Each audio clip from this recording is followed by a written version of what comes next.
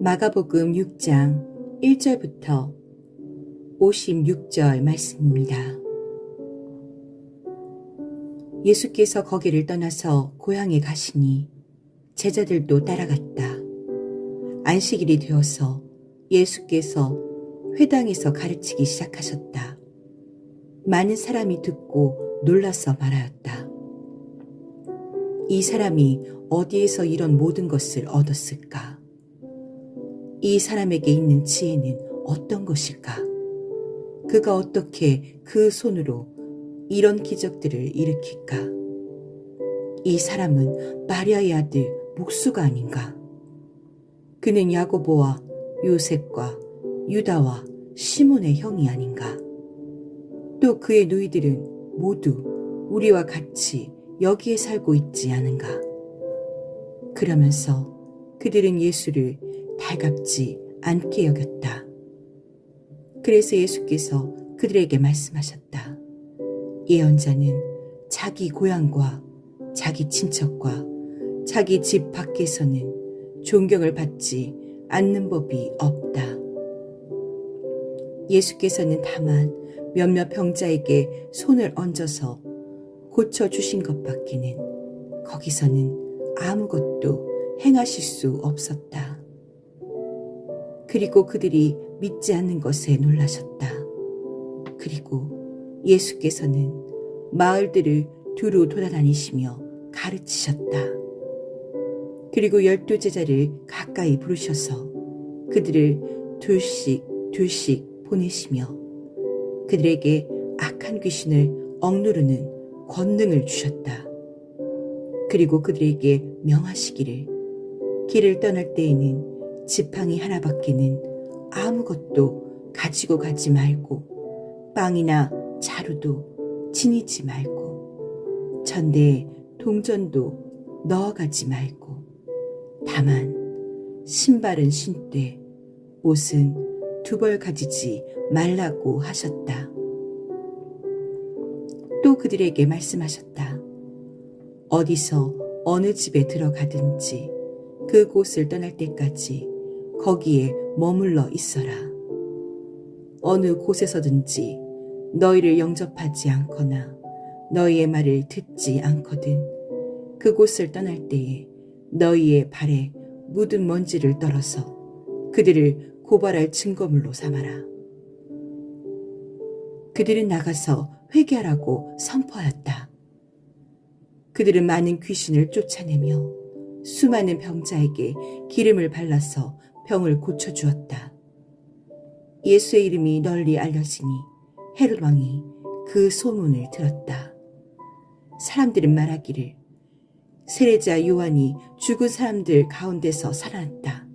그 때문에 그가 이런 놀라운 능력을 발휘하는 것이다 하고 또 더러는 말하기를 그는 엘리야다 하고 또 더러는 옛 예언자들 가운데 한 사람과 같은 예언자다 하였다. 그런데 헤롯이 이런 소문을 듣고서 말하기를 내가 목을 벤 그 요한이 살아났구나 하였다. 헤롯은 요한을 잡아오게 하여서 옥에 가둔 일이 있었다. 헤롯이 자기와 형제간인 빌립의 아내 헤로디아 때문에 그렇게 했던 것이다.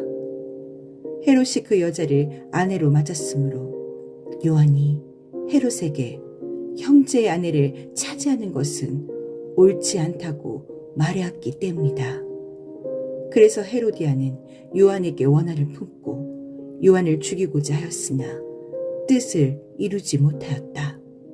그것은 헤롯이 요한을 의롭고 성스러운 사람으로 알고 그를 두려워하며 보호해 주었고 또 그의 말을 들으면 몹시 괴로워하면서도 오히려 달게 들었기 때문이다. 그런데 좋은 기회가 왔다. 헤롯이 자기 생일에 고관들과 천부장들과 갈릴리의 요인들을 청하여 놓고 잔치를 베풀었는데 헤로디아의 딸이 춤을 추어서 헤롯과 그 자리에 앉아있는 사람들을 즐겁게 해주었다. 왕이 소녀에게 말하였다. 내 소원을 말해보아라. 내가 들어주마. 그리고 그 소녀에게 굳게 맹세하였다. 내가 원하는 것이면 이 나라의 절반이라도 주겠다. 소녀가 바깥으로 나가서 자기 어머니에게 말하였다. 무엇을 달라고 청할까요? 그 어머니가 말하였다. 세례자 요한의 머리를 달라고 하여라. 소녀는 급히 왕에게로 돌아와서 청하였다.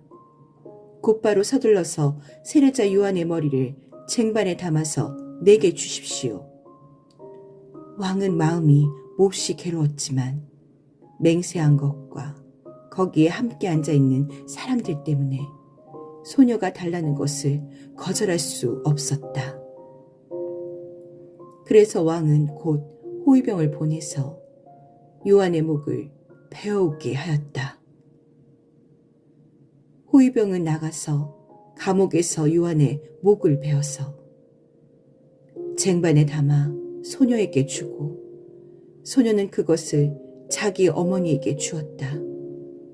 요한의 제자들이 이 소식을 듣고 와서 그 시체를 거두어다가 무덤에 안장하였다. 사도들이 예수께로 몰려와서 자기들이 한 일과 가르친 일을 다 그에게 보고하였다. 그때 예수께서 그들에게 말씀하셨다. 너희는 따로 외딴 곳으로 와서 좀 쉬어라. 거기에는 오고 가는 사람이 하도 많아서 음식을 먹을 겨를조차 없었기 때문이다. 그래서 그들은 배를 타고 따로 외딴 곳으로 떠나갔다. 그런데 많은 사람이 이것을 보고 그들인 줄 알고 여러 마을에서 발걸음을 재촉하여 그곳으로 함께 달려가서 그들보다 먼저 그곳에 이르렀다. 예수께서 배에서 내려서 큰 무리를 보시고 그들이 마치 목자 없는 양과 같으므로 그들을 불쌍히 여기셨다. 그래서 그들에게 여러 가지로 가르치기 시작하셨다. 날이 이미 저물었으므로 제자들이 예수께 다가와서 말하였다. 여기는 빈들이고 날도 이미 저물었습니다. 이 사람들을 해쳐 제각기 먹을 것을 사 먹게 근방에 있는 농가나 마을로 보내는 것이 좋겠습니다. 예수께서 그들에게 말씀하셨다.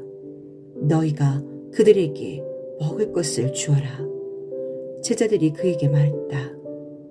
그러면 우리가 가서 빵 200데나리온 어치를 사다가 그들에게 먹이라는 말씀입니까? 예수께서 그들에게 말씀하셨다. 너희에게 빵이 얼마나 있느냐? 가서 알아보아라. 그들이 알아보고 말하였다. 빵 5개와 물고기 2마리가 있습니다.